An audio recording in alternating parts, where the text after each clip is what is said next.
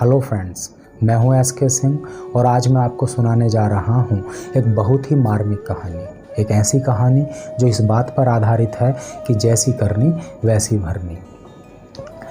एक बार एक महिला की शादी को बहुत समय गुजर गया, लेकिन उसको एक भी संतान उत्पन्न नहीं हुई। उसने अनेक तरह के उपाय किए, तब कहीं जाकर 10-12 साल के बाद उसको एक पुत्र की प्राप्ति हुई। लेकिन डॉक्टर्स ने बोल दिया कि ये तुम्हारी पहली और आखिरी संतान है। उस महिला ने बड़े लाड प्यार से अपने बच्चे को पालना पोसना शुरू कर दिया। बच्चा बड़ा नटखट था, बड़ा सुंदर था और बहुत ही मीठी मीठी बातें किया करता था। उस बच्चे के साथ उस महिला का जीवन बहुत खुशी खुशी गुजर रहा था। अब वो लगभग 5 साल का हो गया था। एक दिन वो महिला बाजार से कुछ सामान लेने के लिए गई हुई थी और वो बच्चा घर पर अकेला था कि अचानक उस बच्चे की मृत्यु हो गई। जब वो महिला बाजार से वापस आई तो अपने पुत्र की लाश को देखकर बेहोश होकर गिर पड़ी और फूट फूट कर रोने लगी। जो कोई भी उसको समझाने की कोशिश करता, वो सभी से एक ही बात कहती कि कोई मेरे बच्चे को जीवित कर दो। लेकिन ये कहाँ संभव था। वो अपने बच्चे की डेड बॉडी को लेकर मंदिरों में गई, संत महात्माओं के पास गई। किसी ने उसको बताया कि वन के अंदर एक सिद्ध पुरुष हैं, सिद्ध महात्मा हैं, वो मृत को जीवित कर सकते हैं। लेकिन वहाँ पर पहुँचना बहुत कठिन था, क्योंकि वन के अंदर बहुत खतरनाक जंगली जानवर थे जो किसी की भी जान ले सकते थे। महिला ने अपनी जान की परवाह किए बिना वन में जाने का फैसला किया। लोगों ने उसको लाख समझाया, लेकिन उसने किसी की ना सुनी और वो अपने बच्चे की डेड बॉडी को लेकर वन के अंदर चली गई। वो चलते चलते आखिरकार उन संत महात्मा के पास पहुंच गई, जिसके बारे में लोगों ने उसको बताया था। वहां पर पहुंचकर उसने अपने बच्चे को जीवित करने के लिए उन महात्मा से प्रार्थना की। महात्मा ने कहा कि हाँ, ये तो ठीक है कि मैं मृत को जीवित कर सकता हूँ, लेकिन मैं तुम्हारे पुत्र को जीवित नहीं करूँगा।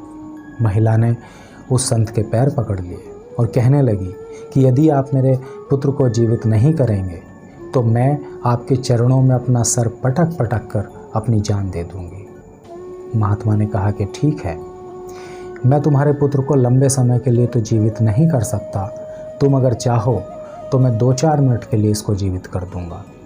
महिला ने कहा कि ठीक है, आप ऐसा ही कीजिए, क्योंकि जब इसके प्राण निकले थे तो मैं इसके पास नहीं थी, कम से कम मैं इससे कुछ बात तो कर लूँ। महात्मा ने उस बच्चे को जीवित कर दिया। महिला रोते बिलखते कहने लगी कि तू कहाँ चला गया था मेरे पुत्र, देख तेरे बिना तेरी माँ का रो रो कर कितना बुरा हाल हो गया है।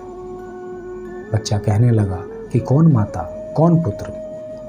महिला बोली कि मैं तेरी माता हूँ और तू मेरा पुत्र है। बच्चा बोला कि नहीं, अब ना तुम मेरी माता हो और ना मैं तुम्हारा पुत्र हूँ।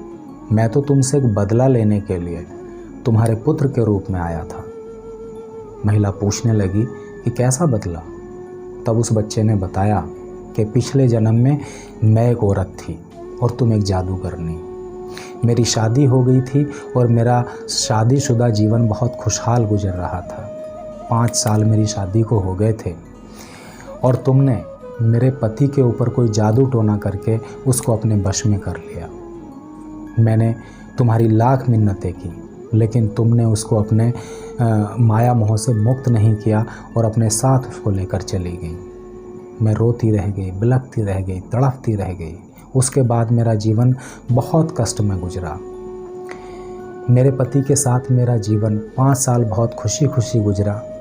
तुम्हारे पुत्र के साथ तुम्हारा जीवन 5 साल बहुत खुशी खुशी गुजरा।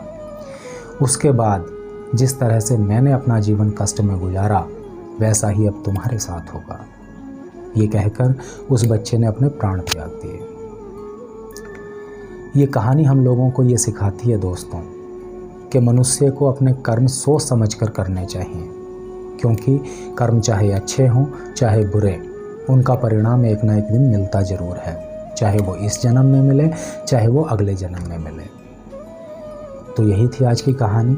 आई होप कि आपको पसंद आई होगी। अगर ऐसा है तो वीडियो को लाइक कर दीजिए और चैनल को कर लीजिए सब्सक्राइब। वीडियो देखने के लिए आपका बहुत बहुत धन्यवाद।